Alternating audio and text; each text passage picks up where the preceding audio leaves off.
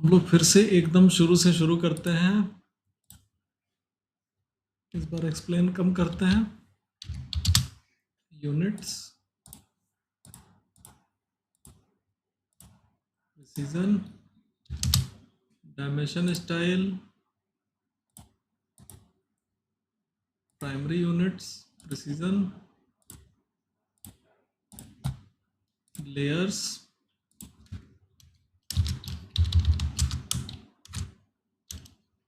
Layers में doors, dimensions,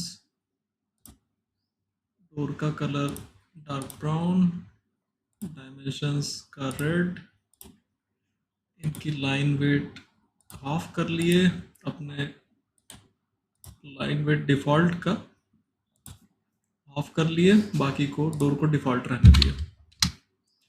door layer को current layer कर लिए, फिर वहीं जहाँ से टॉपिक हम लोग का थोड़ा सा भटक गया था, ओरिजिन के आसपास ड्राइंग शुरू कर। ऑर्थो ऑन किए, छोटा डोर बना रहे थे, 2 फीट 6, एंटर। फ्रेम की डेप्थ 4 इंच, चौड़ाई 3 इंच। यहाँ उसका खांच बनाना था रिबेट, तो डेप्थ में पूरा 1 इंच का रहेगा। कुछ तो गड़बड़ हुआ है।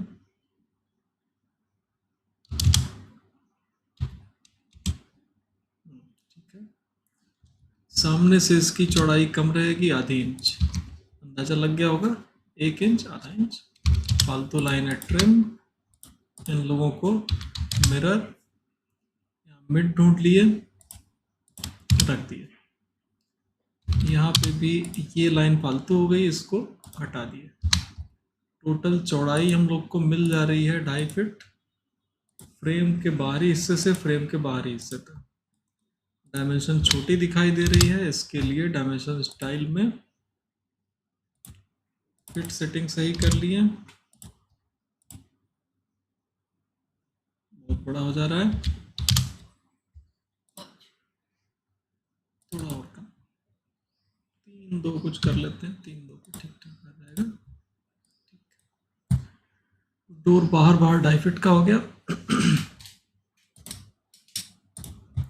डोर का हिंज इस कॉर्नर पे लग जाएगा, तो सर्किल बनाए, यहाँ से यहाँ तक चौड़ा पल्ला बनेगा।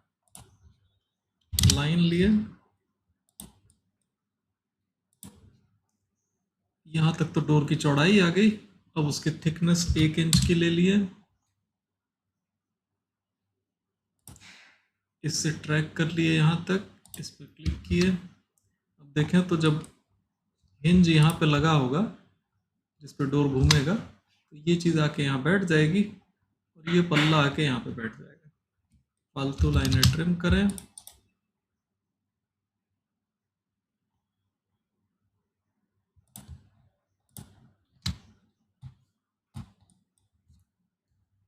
बी एंटर ब्लॉक,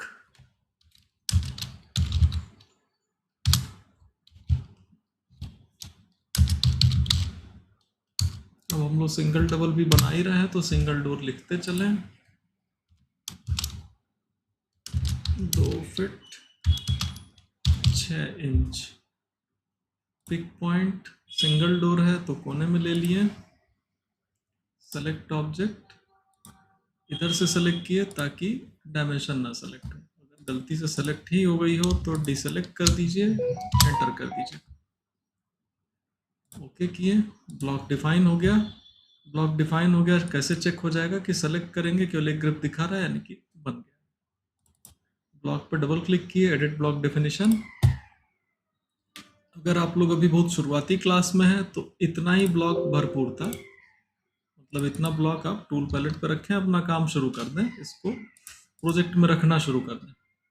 और अगर आप ठीक ठाक प्रोजेक्ट में यूज़ कर चुके हैं तो आपको एक चीज़ समझ में आ जाएगी कि ऐसे ब्लॉक को रखते समय हम लोग को मूव, रोटेट, मिरर, ये सब यूज़ करना पड़ता है, तब प्लेसमेंट अच्छे से हो पाती है। अगर वो प्रॉब्लम क्लियर है तब इसके आगे का भी अपडेशन आप ब्लॉक में कर सकते हैं। उसके लिए हम ब्लॉक पर डबल क्लिक करके ब्लॉक एडिटर में आ गए। यहाँ पे ब्लॉक ऑथरिंग पैलेट खुली हुई है, इसमें पैरामीटर और एक्शंस हैं। इनकी डिटेलिंग जब ब्लॉक पढ़ाया जाएगा उस समय उसकी डिटेल स्टडी है। यूट्यूब पे जाएंगे तो उससे रिलेटेड वीडियो मिल जाएगी इसी चैनल पे। अभी हम केवल इस ब्लॉक पे अगर फोकस्ड हैं तो सबसे पहले बेस पॉइंट पैरामीटर ओरिजिन पे रख दीजिए। ये पैरामीटर केवल एक ही जगह रह सकता है। हम इसको देखें, दोबारा ले रहे हैं तो कह रहा है base point parameter already exists in block definition. मतलब आप इसको कहीं और लेके जा सकते हैं, जब तक इसको डिलीट नहीं करेंगे नया नहीं बनेगा। केवल एक ही जगह ये पॉसिबल है और इसको मोस्ट केसेस में ओरिजिन पे ही रहने देना चाहिए एग्जैक्ट। ब्लॉक एडिटर के अंदर ओरिजिन कहाँ पे आ रहा है? जहाँ पे हम ब्लॉक का पिक पॉइंट रखे थे वही उसका ओरिजिन हो गया, वहीं पे हमने बेस पॉइंट भी रख दिया। अब एक पॉइंट पैरामीटर रख रहे हैं जहाँ से हम दूसरा पॉइंट चाह रहे हैं जिससे हम ब्लॉक को मूव करेंगे। जो कि डोर है तो या तो इस कोने से मूव होगा या तो इस कोने से।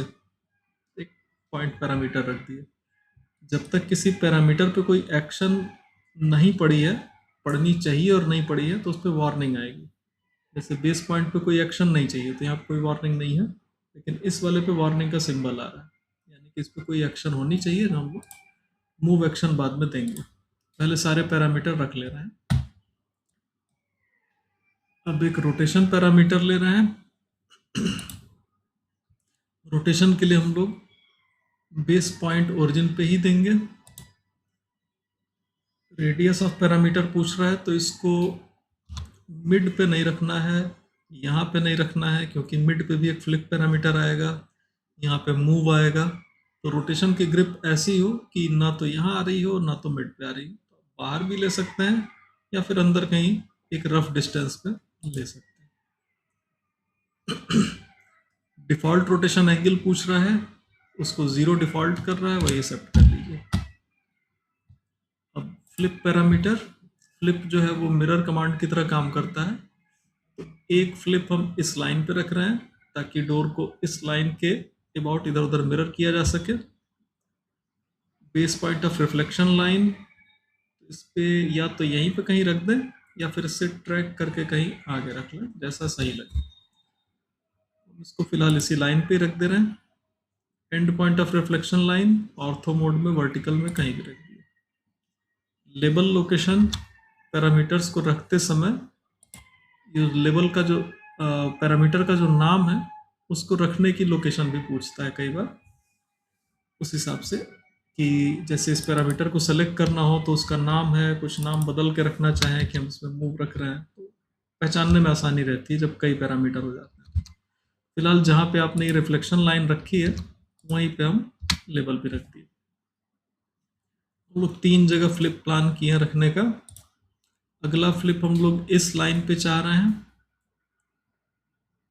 इसको भी चलिए हम इधर ही कहीं रख देते हैं, आसानी से फ्लिप हो जाएगा। पहला क्लिक इस लाइन पे ही कर दिए, ऑर्थो मोड से दूसरा क्लिक यहाँ कर दिए। लेबल आसपास ही रख दे रहे हैं यहाँ पे। ये दूसरा मिरर हो गया। तीसरा मिरर हम यहाँ पे एक वर्टिकल देना चाह रहे हैं ताकि दरवाजा अपनी ही जगह पे पलट जाए। आसानी के लिए अब चाहें तो एक यहाँ से यहाँ तक लाइन बना लीजिए ताकि इसका मिड हमें आसानी से मिल जाए। Flip parameter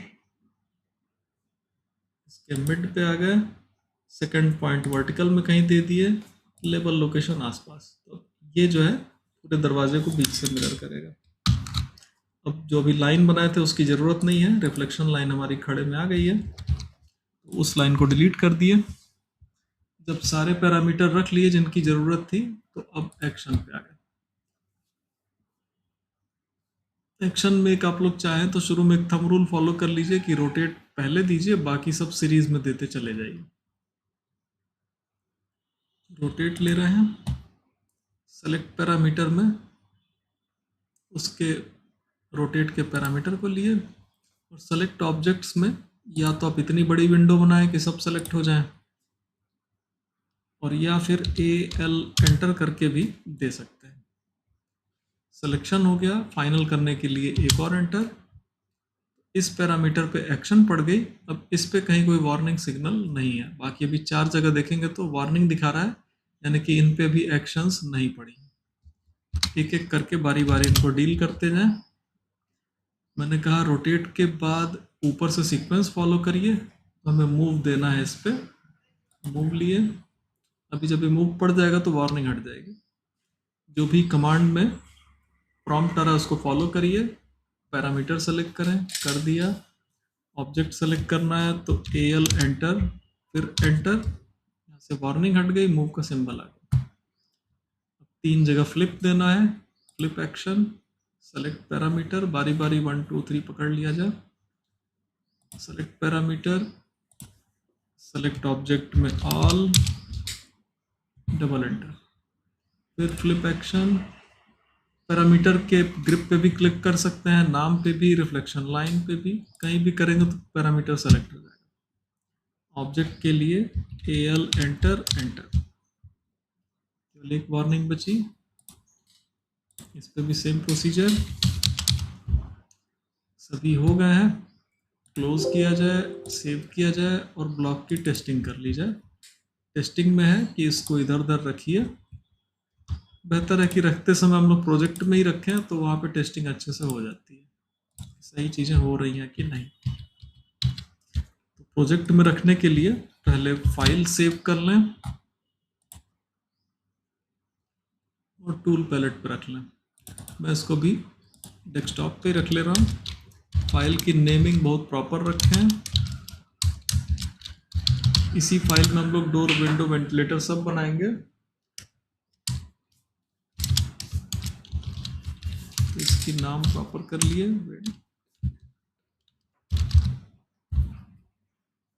save. Tool palette खोल लिए, इससे प्रोजेक्ट्स में रखना आसान हो जाता है।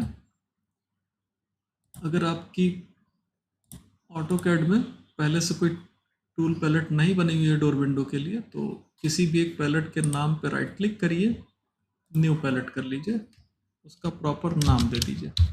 डोर्स हो गया।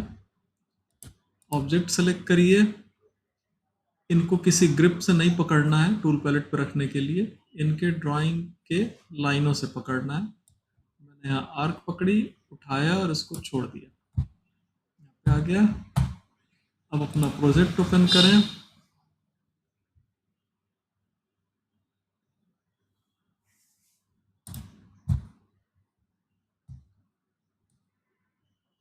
जहाँ पे इनको रखना हो वो रख दें। जैसे सिंगल डोर लिए, यहाँ पे डोर रखा हुआ था, कायदे से रखा है इस कॉर्नर पे, लेकिन यहाँ पे हमें कोई स्नैप पॉइंट प्रॉपर मिल नहीं रहा है, यहीं रख दिए। ब्लॉक सेलेक्ट किए, रोटेट लिया, ऑर्थो ऑन होगा, 90 डिग्री तुरंत से मूव रोटेट कर गया। फ्लिप के लिए ये फ्लिप काम कर गया, मूव करके यहाँ पे परपेंडिकुलर पे रख दिया। तो कायदे से कोई एक भी कमांड की जरूरत नहीं पड़ी और सारी चीजें ठीक से काम कर रही हैं। जैसे जैसे काम करती जा रही हैं उनको रखते चले जाइए, ठीक है, फिर उसका यूज क्लियर होता जाएगा। जैसे कि यहाँ भी रखना है, फिर क्लिक किए, इस कॉर्नर पे आएगा, रख दिए, रोटेट किए 180 डिग्री, एक ही बार में सही हो गया। सिमिलर, अभी यहाँ पे टॉयलेट बना नहीं है, इधर रख लेते हैं, ठीक है। इसमें इस कॉर्नर पे था, इसमें शायद इस कॉर्नर पे होगा, ये रखे, रोटेट इस बार इधर कर दिए, अभी और जाएगा, एक रोटेशन और ये मिरर, सब ठीक ठाक काम कर रहा है। सिमिलर रखते जाइए तो ब्लॉक की टेस्टिंग हो जाएगी अपने आप। मूव यहाँ किए, ध्यान नहीं देना है कि आपको आराम से ये फंक्शन दे रहा हो सारा। हैचिंग पहले ना रखें, डिलीट कर लिया जाए अभी इसको। वॉल लेयर को करंट लेयर कर लें, एक गलती मैंने कर दी है, ठीक है, बच गए हैं। चलिए, जैसे करंट लेयर वॉल हैचिंग थी और मैं डोर रखता चला जा रहा था, बचना चाहिए उससे।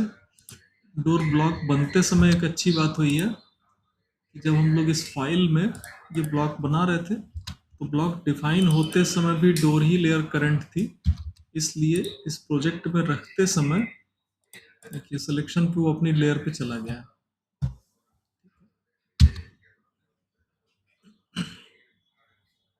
आप अगर हम अब से इसको वहां भेज दें तो अब ये कंफ्यूज हो जाएगा। तो अंदर का ऑब्जेक्ट डोर पे होगा, बाहर से वॉल हैचिंग पे होगा, दोनों लेयर उसको डिस्टर्ब करेंगे। फिलहाल वॉल लेयर को करंट किए, यहां तक बनाए, एक लाइन यहां से यहां बना लिए, एक लाइन यहां से यहां पे मुझे लग रहा है हैश है पहले से।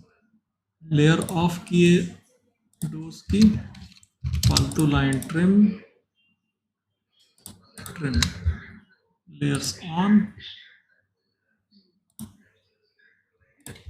देखें तो ठीक से काम हुआ है, दीवार का कट भी प्रॉपर है। और जब सारे डोर और विंडो सभी रख लिए जाएंगे तब हम लोग वॉल हैचिंग करेंगे तो वो और अच्छा लुक आएगा। अभी भी वॉल हैचिंग रखना नहीं है, जब खिड़की बन जाएगी तभी रखा जाएगा। जस्ट सैंपल दिखा रहे हैं।